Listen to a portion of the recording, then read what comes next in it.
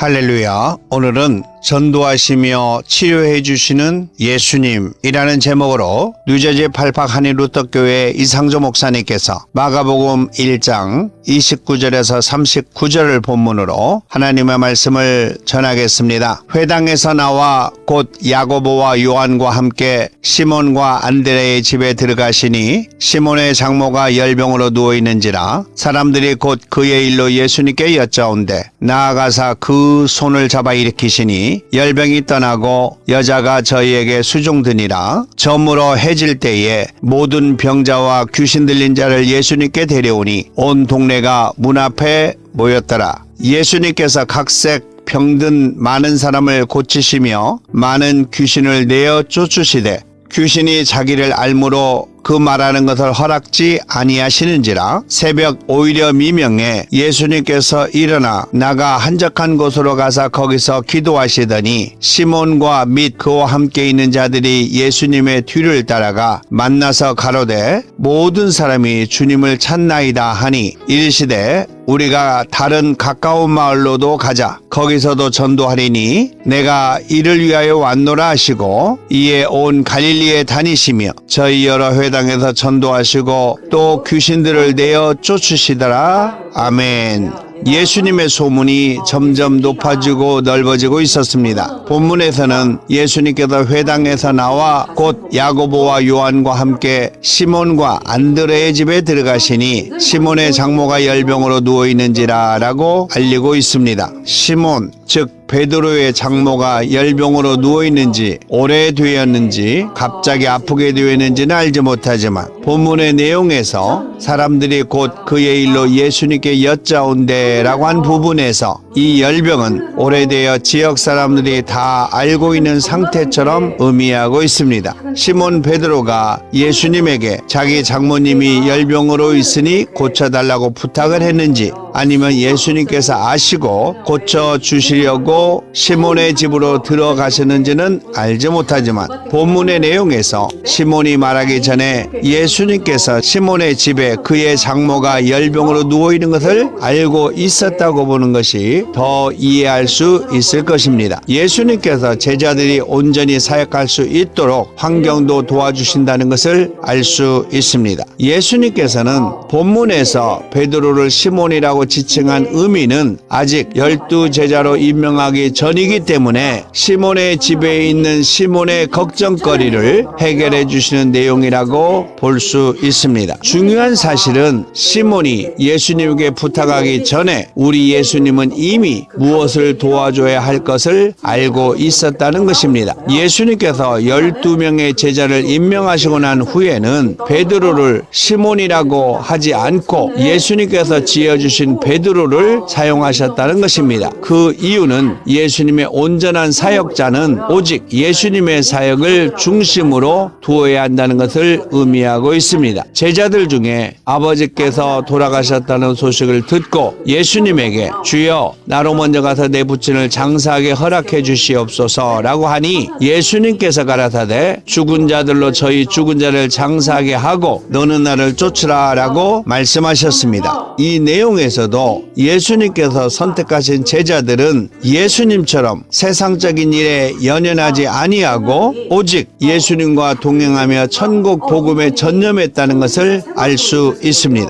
예수님께서도 공생의 직전까지는 어머니 마리아와 동생들을 부양한 것으로 알 수 있지만 공생의 사역을 시작한 후에는 가정을 전혀 돌아보지 않았다는 사실입니다. 마가복음 3장 21절에 예수님의 친족들이 듣고 붙들려 나오니 이는 그가 미쳤다 함일라라 라고 말했습니다. 예수님께서도 공생의 기간부터는 가정에 대하여 전혀 관심을 가지지 않았습니다. 이것이 복음 사역자의 자세인 것입니다. 본문에서 예수님께서 그 손을 잡아 일으키시니 열병이 떠나고 여자가 저희에게 수종드니라 라고 하셨습니다. 이 이곳에서 시몬의 장모라라고 말하지 않고 여자가라고 하신 의도는 전도자를 나타내는 것으로 시몬 베드로의 사역이 앞으로 예수님처럼 오직 천국 복음에 주력하라는 의미가 담겨 있습니다. 마태복음 10장 36절에 예수님께서 제자들을 선택하시고 그 제자들에게 주신 말씀 중에서 가족에 관한 내용이 있습니다. 사람들의 원수가 자기 집안 식구리라. 아비나 어미를 나보다 더 사랑하는 자는 내게 합당치 아니하고 아들이나 딸을 나보다 더 사랑하는 자도 내게 합당치 아니하고 또 자기 십자가를 지고 나를 쫓지 않는 자도 내게 합당치 아니하니라 라고 하신 내용은 예수님 제자들의 사역이 오직 천국 복음에 있다는 것을 알려주고 있는 내용입니다. 즉 가족들은 모두 예수님께 맡기고 제자들은 오직 천국 복음에 전념하라는 의미가 담겨 있습니다. 그리고 저녁때가 되었을 때에 수많은 병자들과 귀신 들린 자들을 예수님께 데려오니 온 동네에 가득할 정도였고 예수님께서는 각색 병든 많은 사람을 고치시며 많은 귀신을 내어 쫓으시되 귀신이 자기를 알고 있으므로 그 말하는 것을 허락하지 아니하시니라 라고 말씀하셨습니다. 예수님께서는 모든 질병을 고칠 수 있는 능력이 있으셨고 귀신들을 내어 쫓는 능력이 있었다는 것을 보여주신 것은 예수님을 따르는 제자들에게도 동일하게 그 능력을 주신다는 것을 의미하고 있습니다. 그 후에 예수님께서 제자들을 선택하시고 복음 사역으로 보내실 때에 가면서 전파하여 말하되 천국이 가까웠다 하고 병든 자를 고치며 죽은 자를 살리며 문둥이를 깨끗하게 하며 귀신을 내어 쫓되 너희가 거저받았으니 거저 주어라 라고 말씀하셨습니다. 복음을 전할 때 능력이 나타난다는 것이고 그 능력은 너희가 거저받았으니 라는 말에서 예수님을 통해서 받은 것이라는 의미가 있습니다. 이것이 예수님의 복음 사역이고 제자들이 해야 할 전도 사역인 것입니다. 천국 복음을 전하기 위하여 질병을 치료해 주시고 영적인 부분에서 귀신들을 쫓아내 주어야 한다는 것입니다. 그러므로 예수님의 복음 사역은 이 세상과 영적인 세상 모두를 장악하는 능력이 있어야 감당할 수 있다는 것을 의미하고 있습니다. 그리고 예수님께서 귀신들에게 자기를 알므로 그 말하는 것을 허락하지 아니하시니라 라고 하신 것은 예수님의 능력이 귀신을 제압하는 것뿐만이 아니라 하나님의 뜻을 이루는 예수님의 공생의 사역을 위하여 예수님의 자신을 밝히지 못하게 하신 것입니다. 그럼 예수님께서 제자들에게 어떻게 예수님께서 하신 것처럼 복음을 전하시고 각색 병을 고치고 귀신을 쫓아낼 수 있는가를 가르쳐 주시는 내용이 35절에서 소개하고 있습니다. 새벽 오히려 미명에 예수님께서 일어나 나가 한적한 곳으로 가사 거기서 기도하시더니 라고 말씀하셨습니다. 예수님께서는 제자들이 예수님처럼 이런 능력을 받기 위해서는 반드시 기도를 통하여 받을 수 있다는 것을 알려주신 것입니다. 이 기도는 곧 성령의 충만함을 의미하는 것입니다. 기도를 하신 이유는 하나님의 뜻을 알고 하나님으로부터 성령을 받아 충만한 상태를 의미하고 있습니다. 예수님께서도 마태복음 4장 1절과 2절에서 그때에 예수님께서 성령에게 이끌려 마귀에게 시험을 받으려 광야로 가사 40일을 밤낮으로 금식하신 후에 줄이신지라 라고 하셨습니다. 제자들에게 기도를 통해서 성령 충만함을 받을 수 있다는 것을 알 수 있게 해주는 내용인 것입니다. 이것은 곧 믿음을 의미하고 있습니다. 기도를 통하여 믿음이 생기고 그 믿음은 성령 충만함을 통하여 사역하는 것입니다. 마가복음 9장 29절에 능력에 대하여 이르시되 기도 외에는 다른 것으로 이런 요가 나갈 수 없느니라 라고 말씀하셨고 같은 내용을 마태복음 17장 20절에서는 너희가 만일 믿음이 한 겨자씨만큼만 있으면 이 산을 명하여 여기서 저기로 옮기라 하여도 옮겨질 것이요 또 너희가 못할 것이 없으리라 라고 하셨습니다. 그러므로 기도는 믿음을 일으키고 믿음은 성령의 충만한 상태에서 능력이 나타나는 것을 말씀하고 있습니다. 그 후에 사람들이 예수님을 찾아 나오는 것을 아시고 38절에 예수님께서 제자들에게 우리가 다른 가까운 마을로도 가자. 거기서도 전도하리니 내가 이를 위하여 왔노라 라고 하셨습니다. 이것은 제자들에게 알려주시고자 하는 전도의 법칙인 것입니다. 가까운 곳에서부터 전도하는 것이 복음 전도의 원리입니다. 사도 바울도 주 예수님을 믿으라. 그리하면 너와 내 집의 구원을 얻으리라 라고 하셨고, 예수님께서도 제자들에게 전도를 위하여 반드시 성령을 받아야 하는데, 그 성령은 기도를 통하여 받을 수 있고, 성령을 받으면 너희가 권능을 받고 예루살렘과 온 유대와 사마리아와 땅끝까지 이르러 내 증인이 되리라 라고 말씀하셨습니다. 가까운 곳에서부터 온 세상까지를 복음을 전하는 복음의 원리를 설명해 주신 것입니다. 오늘 본문을 통해서 우리 예수님께서 우리에게 주시고자 하시는 내용을 생각해 보기를 원합니다. 먼저 복음을 위하여 예수님과 동행해야 한다는 것입니다. 29절에 회당에서 나와 라고 말씀하고 있습니다. 이사야서 40장 31절에 오직 여호와를 앙망하는 자는 새 힘을 얻으리니 독수리가 날개치며 올라감 같을 것이요 다른 박질하여도 곤비지 아니하겠고 걸어가도 피곤치 아니하리로다 라고 말하고 있습니다.